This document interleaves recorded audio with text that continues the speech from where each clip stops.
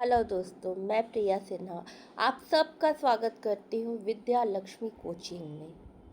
मैं आपकी pedagogy teacher और मैं अभी आपको पढ़ा रही हूँ सोशल साइंस पेडागोजी। तो सोशल साइंस पेडागोजी में आज का हमारा टॉपिक है शिक्षण विधि, टीचिंग मेथड। तो चलिए फिर शुरू करते हैं। वीडियो को अंत तक देखिएगा ताकि आपको बहुत अच्छी तरीके से ये टॉपिक समझ में आए। शिक्षण विधि, टीचिंग मेथड। शिक्षण विधि, टीचिंग मेथड वे सुनियोजित और वैज्ञानिक तरीके हैं जिनके द्वारा शिक्षक कक्षा में छात्रों को विषय वस्तु ज्ञान प्रदान करता है। इसका मुख्य उद्देश्य शिक्षण प्रक्रिया को सरल बनाना, यहाँ फोनिक को है मिस्टेक हुआ है, को सरल, रोचक, प्रभावी और स्थायी बनाना है ताकि छात्र आसानी से सीख सके। गीजूभाई बंधेग, जो कि भारत के एक महान बाल शास्त्री और लेखक थे, जिन्हें भारत में बाल केंद्रित शिक्षा और मॉनेस्ट्री पद्धति का जनक माना जाता है, बच्चों के प्रति असीम प्रेम के कारण उन्हें मछली माँ भी कहा जाता है। उन्होंने शिक्षण शास्त्र की परिभाषा इस प्रकार दी है: सीखना एक कला है और पद्धतियाँ इस कला के औजार हैं।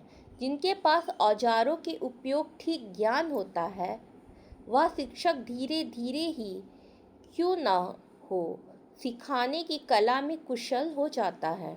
किंतु जिसने कोई तैयारी ही नहीं की है, वह कैसे सिखा सकता है।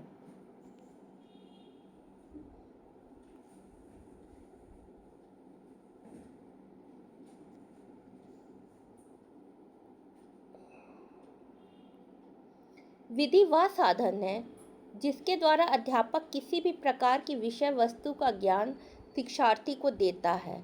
अध्यापक अपने शिक्षण कार्य को संपन्न करने के लिए जो कदम उठाता है, वही विधि है। अध्ययन अध्यापन प्रक्रिया में विषय वस्तु के साथ साथ शिक्षण विधियाँ का भी बहुत महत्व है, क्योंकि शिक्षण कार्य करते समय सही विधि नहीं अपनाई जाती है तो शिक्षार्थी ठीक प्रकार से नहीं सीख सकता है।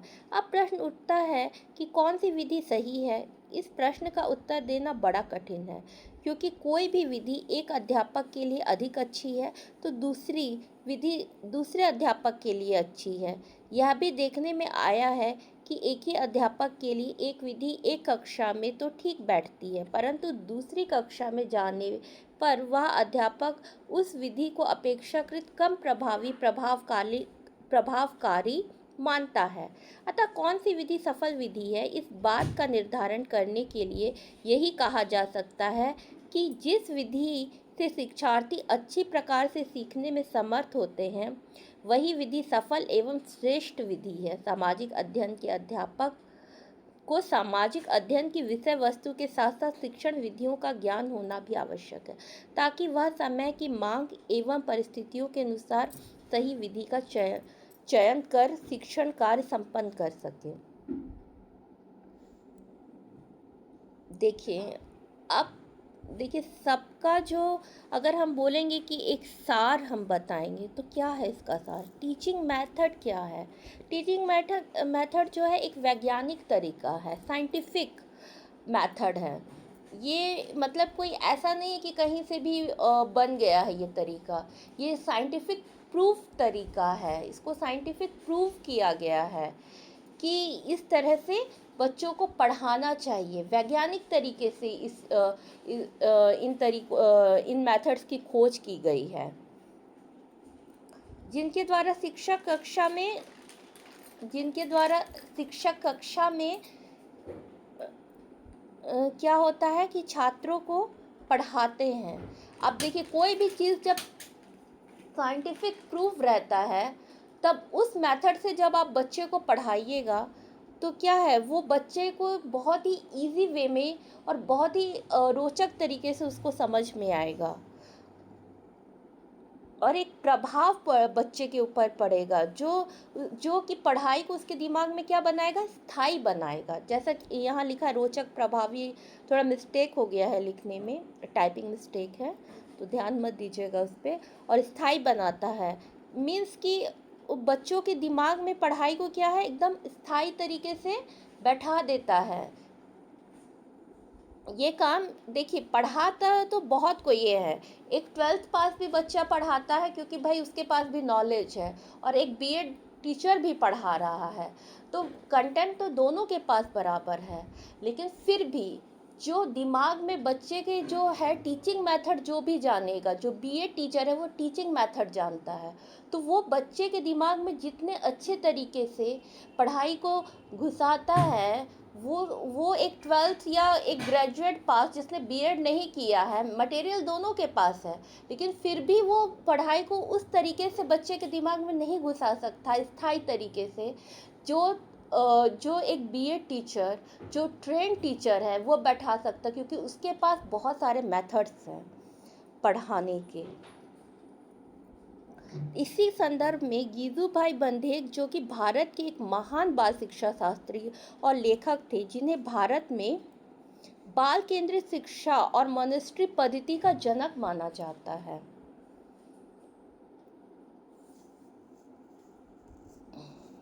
आप तो इनके बारे में जानते होंगे, ये सबसे ज़्यादा प्रसिद्ध रहे हैं।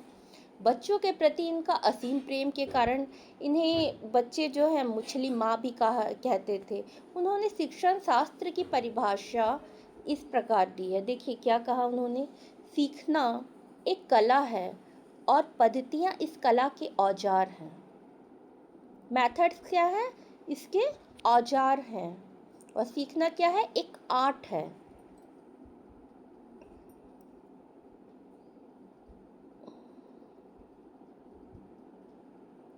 जिनके पास औजारों के उपयोग ठीक ज्ञान होता है, वह शिक्षक धीरे धीरे ही क्यों न सिखाने की कला में कुशल हो जाता है।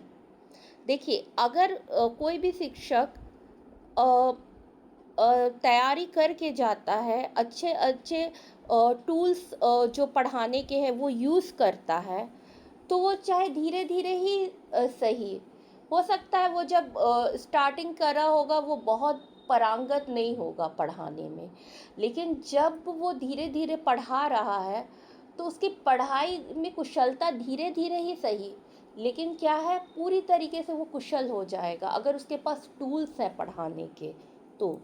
किंतु जिसने कोई तैयारी नहीं की, अब वो सिर्फ उसके पास मटेरियल है लेकिन उसके पास टूल्स नहीं है किसी के पास, जैसे अभी मैंने उदाहरण बताया कि पढ़ाता एक 12th और ग्रेजुएट टीचर भी है, क्योंकि मटेरियल तो सबके पास है, बट वो जो एक ट्रेन टीचर पढ़ाता है वो टूल से सिखा रहा है, तो उसका क्या है, उसका सिखाना बच्चे के दिमाग में एक प्रभावकारी और स्थायी रूप बनाता है, स्थायित्व देता है बच्चे के दिमाग में उस मटेरियल को।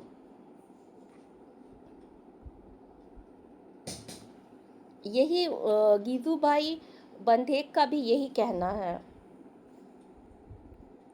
अब ये जो एक ये टॉपिक आया है कि विधि वह साधन है जिसके द्वारा अध्यापक किसी भी प्रकार की विषय वस्तु का ज्ञान शिक्षार्थी को देता है। अब जो भी मेथड्स हैं टीचिंग के, उसके द्वारा क्या है कि बच्चे को अध्यापक जो है ज्ञान देता है, विषय वस्तु सिखाता है, भाई मटेरियल सिखाता है उसको कि क्या पढ़ना है, कैसे पढ़ना है। अध्यापक अपने शिक्षण कार्य को संपन्न करने के लिए जो कदम उठाता है वही विधि है। अच्छा, विधि की परिभाषा क्या हुई कि अध्यापक अपने शिक्षण कार्य को संपन्न करने के लिए जो भी कदम उठाएगा वो क्या होगा, विधि होगा।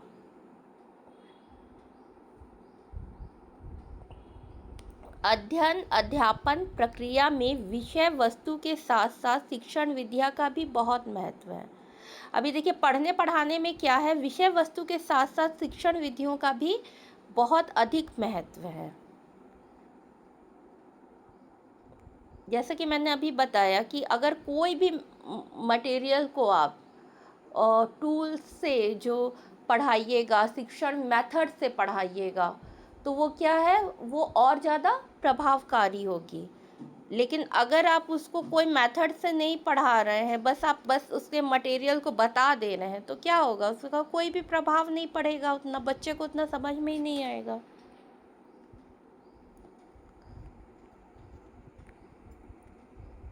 अच्छा, एक चीज़ और है कि विधियां तो बहुत सारी हैं, लेकिन जब कोई भी शिक्षार्थी को ये भी पता होना कोई भी अध्यापक को ये भी पता होना चाहिए कि कौन सी विधि कहाँ पे उपयोगी है। देखिए, अगर मैं हिस्ट्री पढ़ा रही हूँ तो मुझे शायद कहानी विधि ज़्यादा अच्छे से कहानी विधि से मैं ज़्यादा अच्छे से जो है हिस्ट्री को पढ़ा सकती हूँ।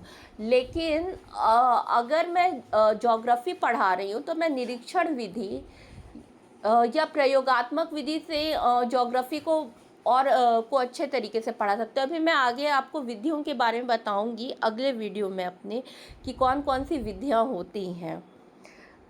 लेकिन भारत में जो है प्रयोगात्मक विधि का बहुत कम उपयोग किया जाता है। लेकिन फिर भी मैंने आपको एक उदाहरण के लिए बताया कि जो ज्योग्राफी है वो निरीक्षण विधि या प्रयोगात्मक विधि से ज़्यादा अच्छे से आप पढ़ा सकते हैं, बट आप हिस्ट्री में प्रयोगात्मक विधि को जो है यूज़ नहीं कर सकते हैं। तो ये टीचर के ऊपर डिपेंड करता है कि वो कहाँ पे कौन सी विधि को जो है अपनाए।